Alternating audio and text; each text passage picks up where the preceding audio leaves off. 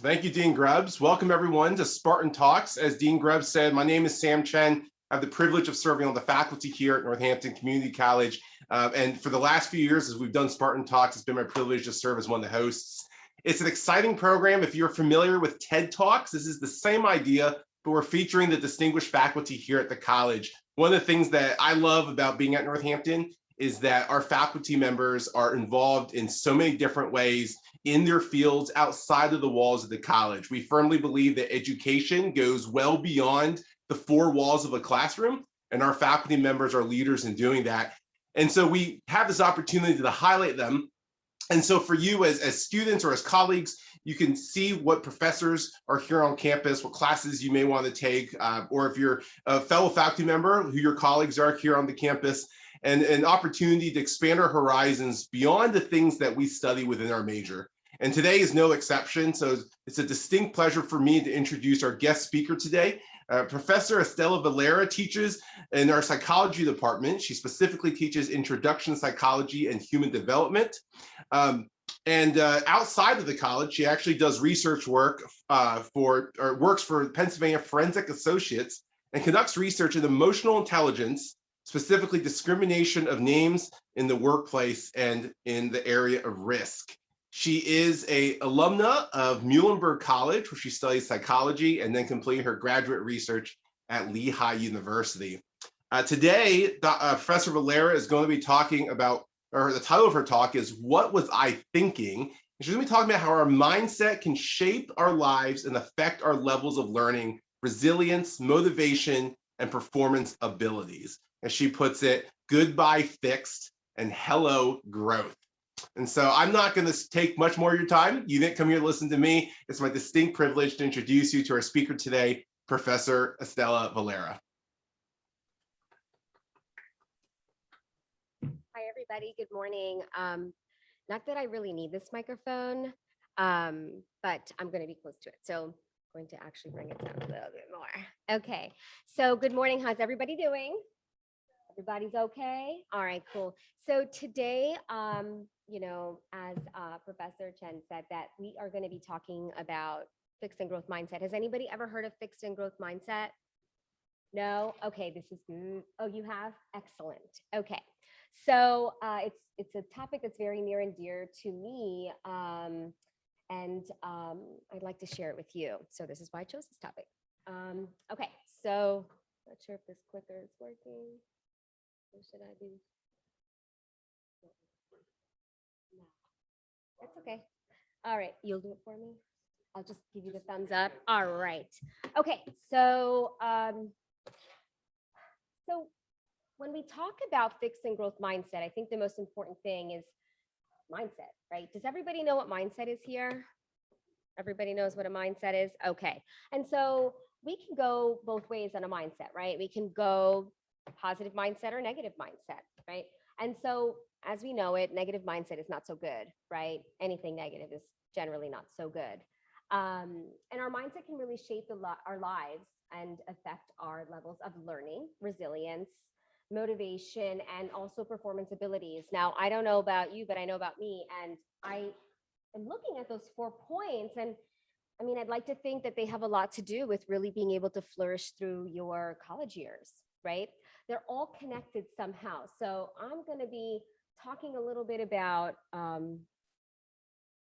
what mindset is and the type of mindset that we have and the importance of a growth mindset, okay? And why. And what I'd like you all to ask yourselves is, where is your mindset right now? Our brain, right? What does our brain have to do with this, right? So when we think of mindset, right, we see the word mind in there. And obviously that has a lot to do with our brain. And so I'm not going to get into all the neuro behind a mindset and why and all those things neurologically, because that's another Spartan talk. But today we're going to kind of stick to the basics. And although our brain, it is, one of the most, if not the most complex organ in our, bodies, right? It's a 3-pound thing. It's perfect in some ways, and it can also be dangerous. So what are we talking about here? So if you look at these two pictures that I put up, you'll see the growth mindset is in the blue, right? And the fixed mindset is in the black figure here. So what is a fixed mindset, right? So a fixed mindset is going to say, like, I'm either going to be good at it or I'm not. You know, when I'm frustrated, I give up. Failure is the limit of my abilities. Like, I could never be better than I am right now. Okay. And if you look at the growth mindset, some of the things that a person with a growth mindset is going to say is failure is an actual opportunity to grow. Challenges help me to grow, right? You appreciate mistakes. Also, a person with a growth mindset is going to like to try new things. So it's really important that you can kind of distinguish between the two mindsets so that you can understand like why it's so important to have a growth mindset. In terms of the second figure that I have there, you see that the fixed mindset, do you see it's on the left-hand side and it's got that like padlock? Yeah, because you're really closing up any opportunity for you to learn more or to retain any more information, right? Or to be better. And then the other side there, as you can see, the other figure, which is the growth mindset, it's like in the form of a tree. And you see that guy, he's like planting seeds, he's kind of taking really good care, right, of his tree because it's growth. Okay. All right. So let's talk first about the fixed mindset, right? So we always say, like, give me the bad news first and then give me the good news. So let's talk about the fixed mindset. This is the belief that your capabilities are set in stone. And when we think about this fixed mindset, you know, one thing to really ask yourselves is to be able to identify how we got here. And these are different ways that you could have gotten here, right? If you have a fixed mindset today, some of the things I listed here, someone said this to you. Someone, perhaps it could have been a parent or family member, right? You know, like your siblings could kind of be cruel. If you have any siblings, they could kind of say mean things. Yeah. Well, family members and parents can at times do the same. And so, and it can affect us, right? And it can kind of ruminate in our brains, right? These things that maybe someone told us. Maybe a peer, right? Your friends kind of say some things to you, perhaps even sometimes a teacher or a coach. And that really is it's not a good feel when I hear, you know, when I have heard in the past that like someone told me this, oh, my coach said I'll never be able to play, da, da, da, da, da, da, da, or I'll never get better than I already am, or a teacher said, you know, you're never, you know, unfortunately, I've heard that, you know, an educator could have done this to a student as well. So we don't like that. That doesn't happen here in Northampton, okay? So also things that you maybe heard from others, right? And so an example of this is, you know, I heard that if your parents didn't go to college, then you shouldn't go to college, all right?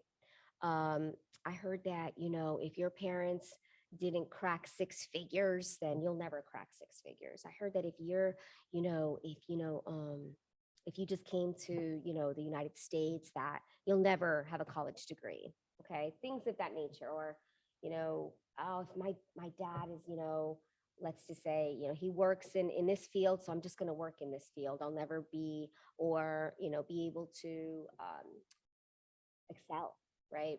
More than my parents. TV media, do I need to go any further there, right? Kind of paints a picture for us sometimes.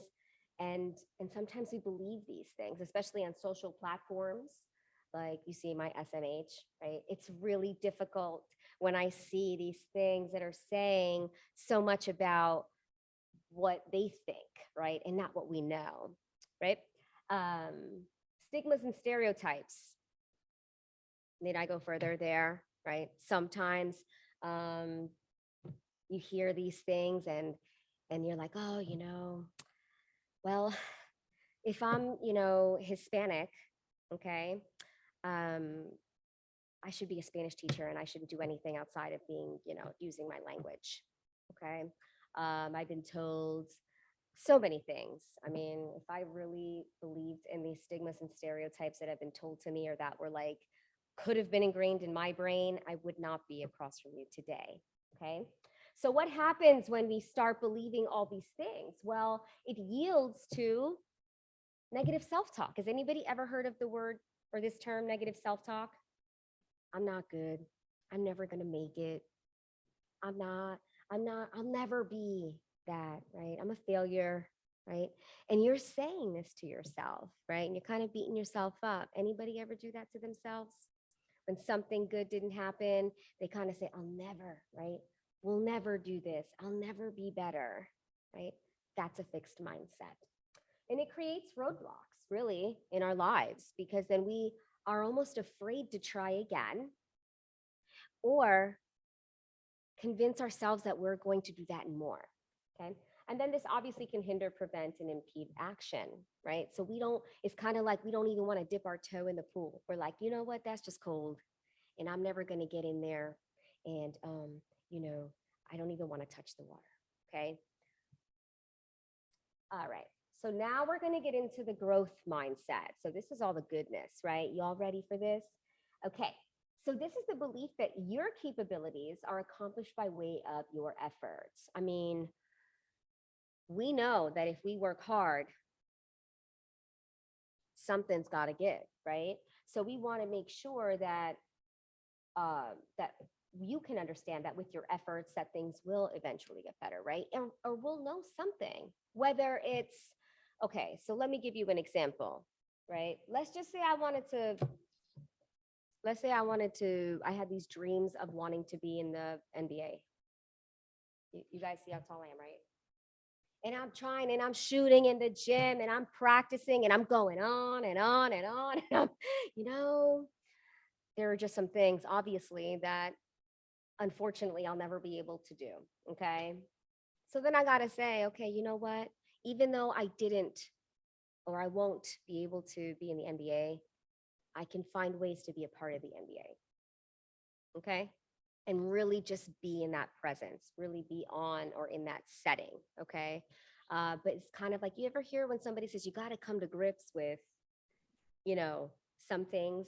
So a growth mindset, it is the belief that your capabilities are accomplished by way of your efforts. So you ever hear someone ever say practice makes perfect? I say practice makes progression. Okay. And this is that growth mindset that we're going to be talking about. So how do we get here, right? So here's a nice tool. This is a really nice slide. I'm just going to go through all these pointers and they're not in any order, okay? And I'll be happy to share this with you too, okay? So you identify your current mindset, right? So it's kind of like, well, we got to accept where we're at, right? So do I really have a fixed mindset right here, right now? Or could I at times maybe straddle between the two, growth fixed, right? So where am I falling into that fixed mindset category, right? Then you're going to reflect on your current accomplishments, right? So let's say I have a fixed mindset. And I say to myself, you know what? I'm just never going to get through school. It's too hard. Mom and dad didn't do it, so I'm not going to do it. I should just, you know, and it kind of trickles downward. We want to stop ourselves right there and say, hold on, you know what? I did really well when I presented, you know, in this group project in high school. I did really well in sports. You know what? I got MVP that game. Or, you know what? When I went to, um, you know, this conference in high school or, you know, this talk, I really was able to ask good questions and that felt really good. So you can recognize your accomplishments. I would like to say that, you know, when I think about my accomplishments, I could say, you know what, I wanted to be like this gourmet chef for like a week, and then I was like, you know what, at least I got the pan out. I got the pan out, you know, and then I was like, all right, you know, let me just stop there, okay? So, and we'll talk a little bit about that because I want to go back to that example of me and my cooking skills. Okay. So, you want to review then the positive outcomes of others. Okay. Take a look around you. Take a look around, who you're surrounding yourself with, professors as well, right? And how they have done it. Not even just professors. I just, anybody that's really in a position where you're like, you know what, I want to get there. Not in that exact way, but you want to ask them like, how did you get there, right? Um, that is a good feeling too. The next point is getting feedback. I cannot stress to you enough how important feedback is.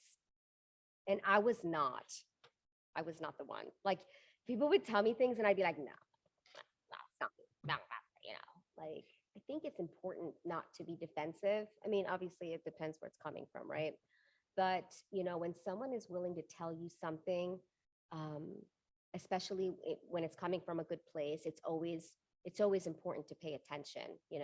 I was the person that was like, you know what? No, no. But then when that third person said the same thing, I was like, you know what? I probably should pay attention. Okay. Don't wait till the third, fourth, or 20th time. Pay attention to that first time or even second time and take a look. And remember always that when you're receiving feedback, to make sure that you take a look at where it's coming from. Okay. All right. Also consult, but all right. So you want to embrace the word yet. So what does that look like? I haven't had an A in this class yet. Okay, maybe you got a B, C, whatever. Okay, but you always want to make sure that you know that you haven't even gotten started. People always say like, "Wow, you know, Estela, you're really living your best life," and I'm like, "What?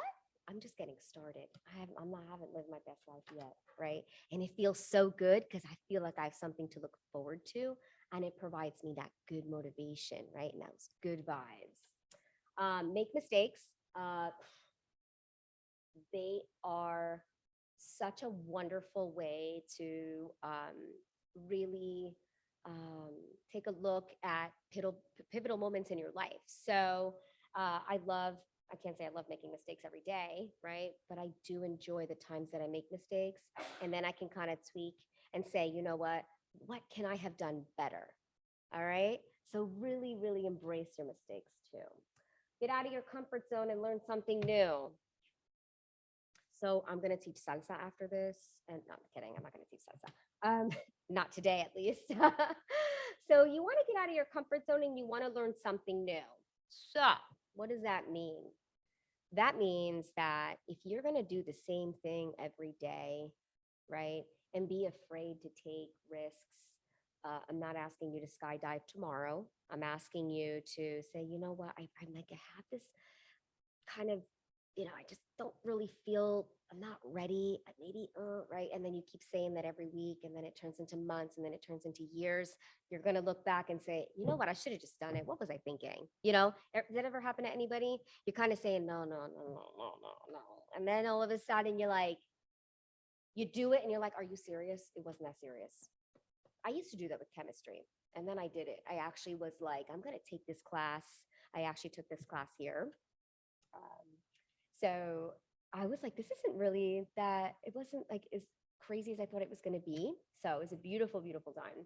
All right. So let's move on to get the next point. I'm sorry. Be realistic with your goals. So remember I talked about the WNBA? Come on.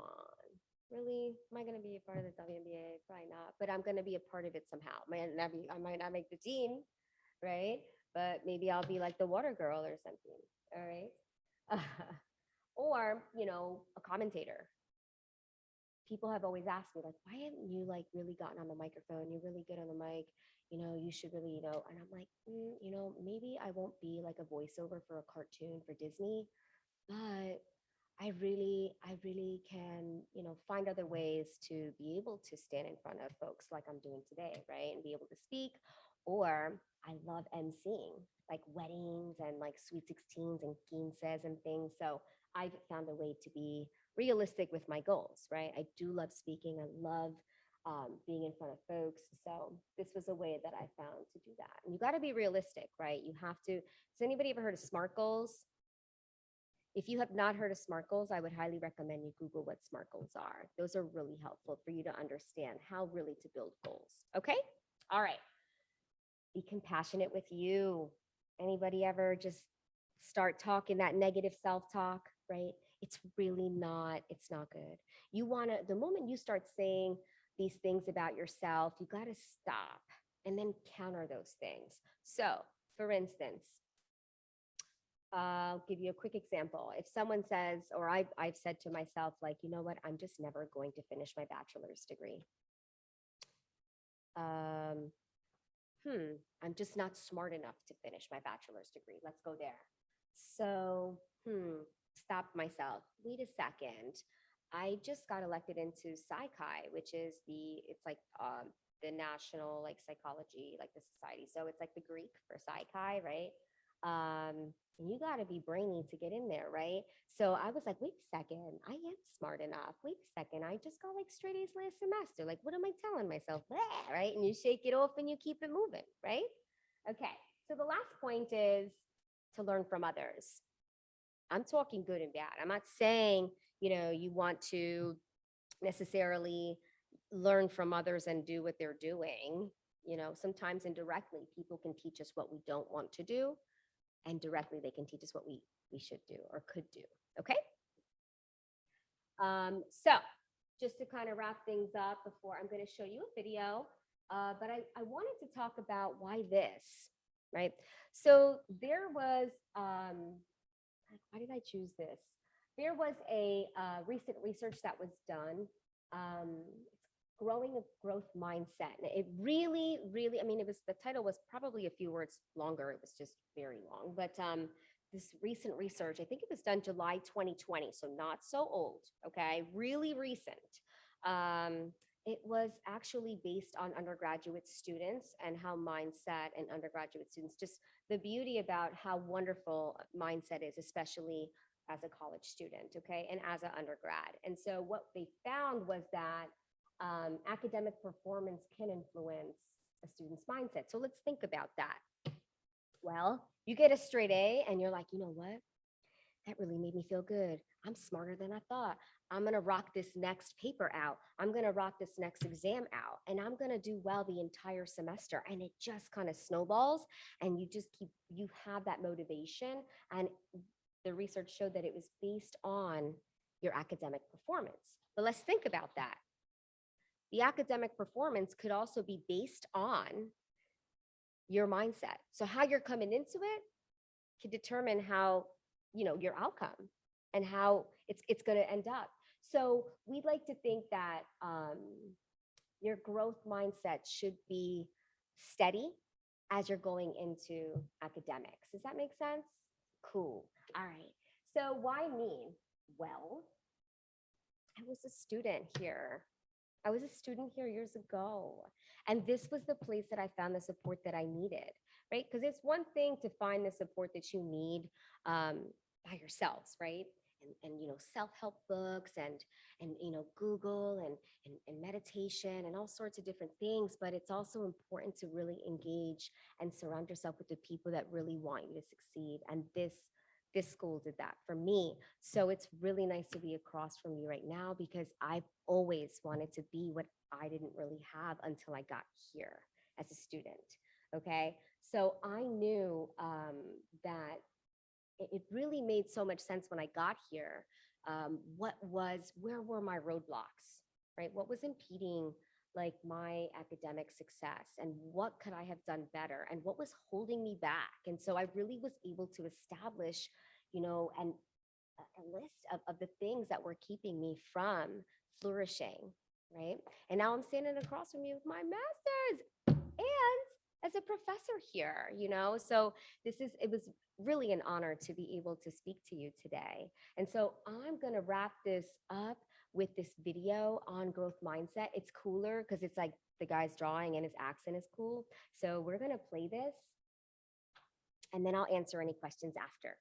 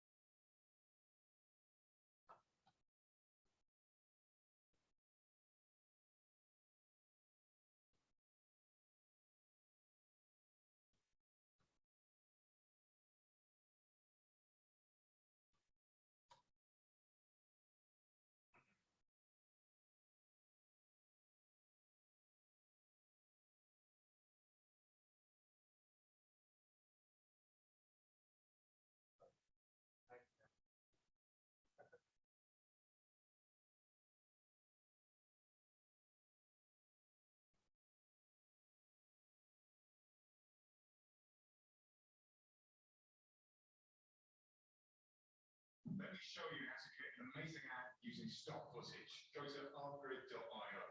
Look at all this great. There are two types of mindset we can cultivate. One that embraces problems as opportunities to learn, and one that avoids them, often out of fear to fail. People that avoid conflicts can be described as having a fixed mindset. Those who see problems as interesting challenges have a growth mindset. Sometimes we like to switch from one to the other. People have a fixed mindset because they believe that basic qualities like intelligence or talents are fixed traits, and that these traits are responsible for success. They often like to document past achievements. With a growth mindset, people believe that new abilities can be developed through practice. This view creates the love for learning that most great leaders and artists have in common. For them, life becomes an exciting journey with endless opportunity to figure out new things and advance. To develop a growth mindset, Dr. Carol Dweck, the Stanford University professor who coined the term, advises readers, teachers, and parents to celebrate trying. Teachers should applaud students for any grade they study hard. Parents should encourage their children to develop any new skill they are interested in. Doing this will make them learn the skill of learning, which will also help them back in the classroom.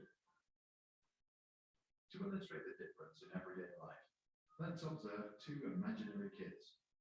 Jay thinks you've either got it or you haven't.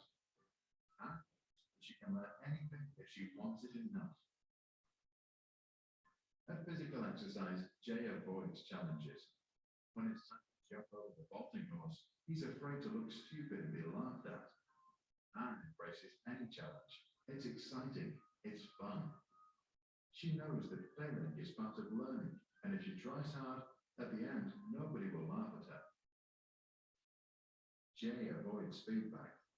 If the teacher tells him how to improve an assignment, he takes it personally. Anne knows that to improve, she needs to listen to constructive criticism. She also understands that it's not her that is being assessed, but the results of her work on that one day. Jay always takes the easy road. For example, he likes escalators and hates to take the stairs. When he is practicing the guitar, he stops the moment he's getting stuck. Anne usually doesn't even take escalators. She jumps up the stairs, counts every step in her head, and enjoys feeling the blood rushing through her veins. She practices the drums every morning for 15 minutes. Not that she always enjoys it, but she knows that effort is part of the journey to a more fun life. Anne likes to see others succeed. It inspires her. She knows that if she motivates her friends to get better, she herself is likely to grow too. If his friends try new things and succeed, Jay feels threatened. He's afraid that their success will put pressure on him to do more with his life too.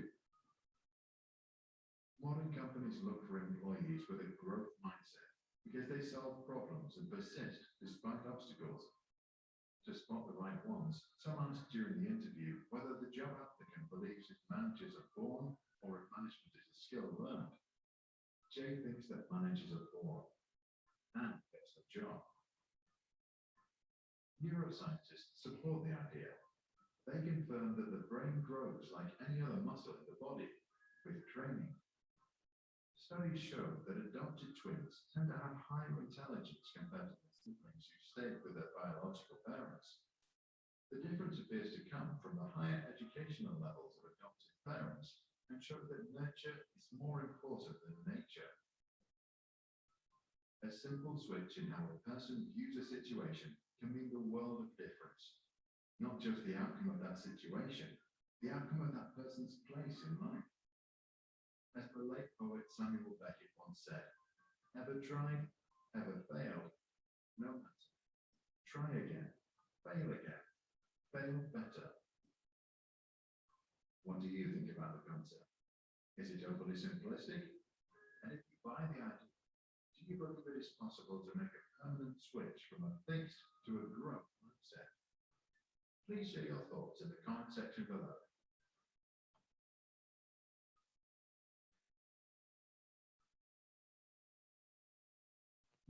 Thank you. Any questions? No? Okay. So you want to know a little bit about what I do outside of work? I mean, not outside of work, but I'll just give you my history at Northampton Community College. I think that's fair and that's where we should start. So, I used to teach salsa here probably before any of you were born over in the Fowler Center, and never in a million years did I think I'd be a student here. So I was teaching salsa there. And then during my undergrad, after I transferred out of here, I went to Muhlenberg College and I interned at the Monroe campus in the counseling center, right? So then I'm like, all right, I'm done. Northampton, thank you so much for all you've done. You've been great. Then I go to grad school and I have another internship I have to do. So I call Professor Cologne. Does anybody know him? And I'm like, hey man, I got this other intern. Why don't you come back? Come back to the counseling center. I'm like, oh Lord. Okay. So I then, it was in the counseling center as well, but it was a little different in grad school. I had a lot of more autonomy. So I was able also to see students. I was supervised in session. And I remember during Hispanic Heritage Month, I also taught salsa there, right? I even taught salsa here on campus.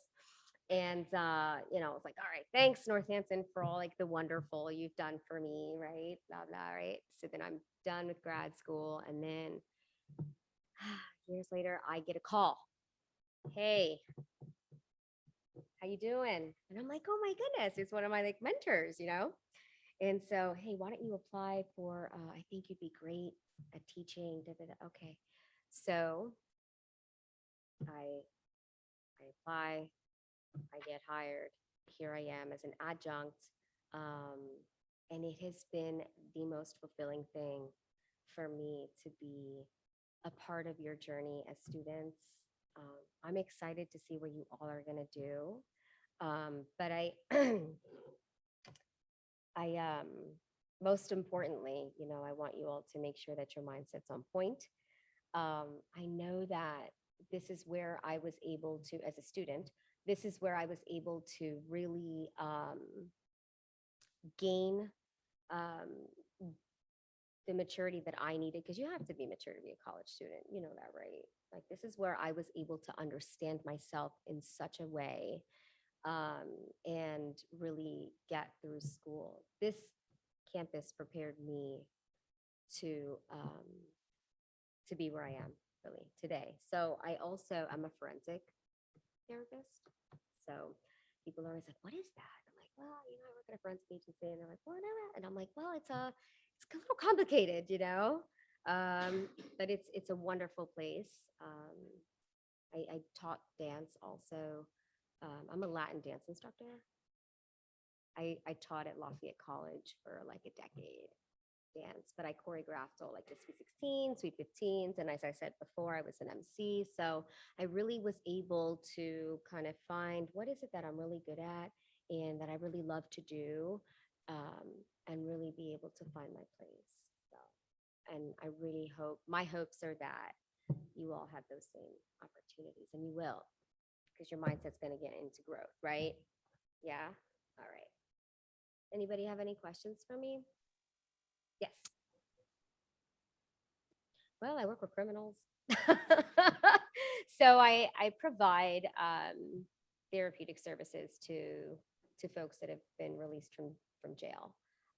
Some of them on probation. So what does that entail? Well, my position is really, it's a little more diverse because I'm bilingual. So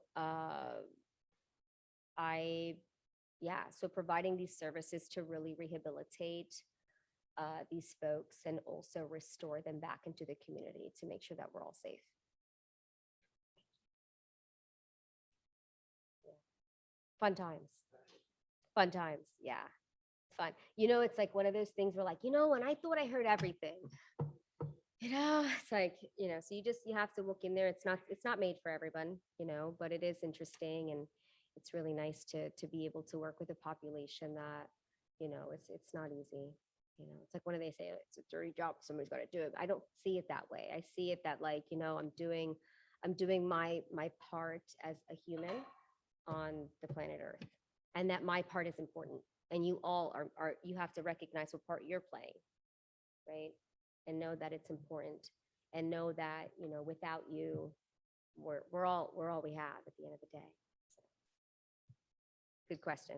Anybody else? Professor Valera, there's a question on Zoom. Okay. I'm going to pull it up here. One of our students asks, can you, in regards to being realistic with yourself, how can you properly determine if you're being realistic versus doubting yourself? That's a really good question. So I immediately and I have asked myself that question in the past. I'm like, where are my limitations? And that's really important to recognize what they are. But if you don't try, you won't know. So I would like to just immediately, what comes to mind is really being able to develop SMART goals. I think that those are very helpful. And also consulting, right? People that know you.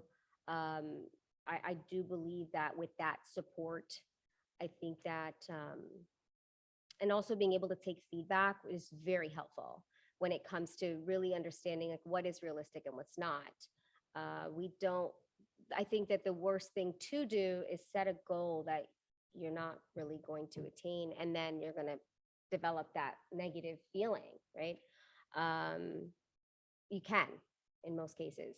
And so that's what we want you to, that's what we're trying to really prevent, is that you're, creating these goals that are like way, like it's just out of your reach.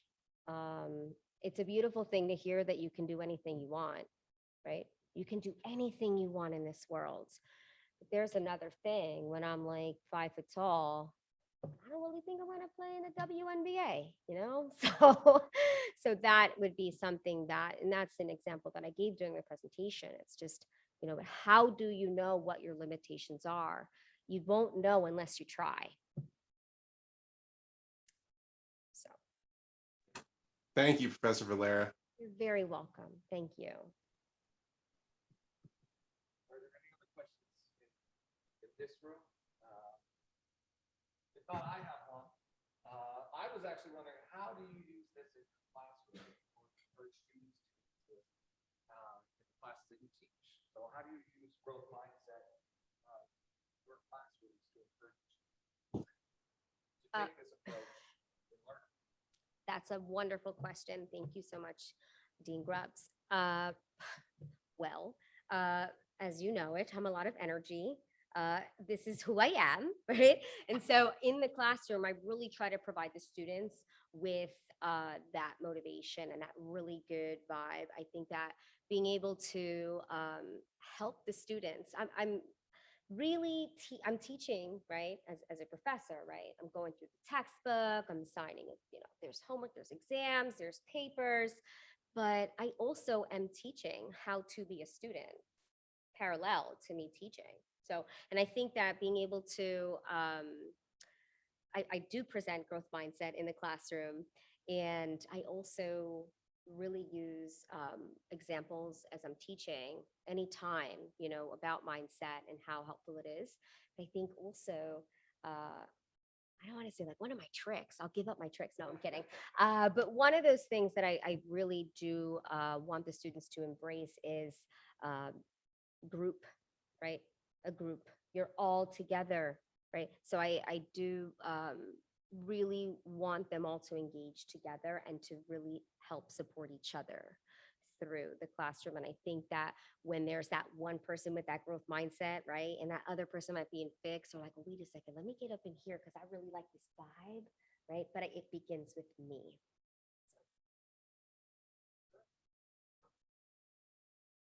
Anything else? Any other questions? Thank you so much for being here. It really means the world to me. But if you don't have any other questions, then thank you. Thank you so much. Thank you for being with me today.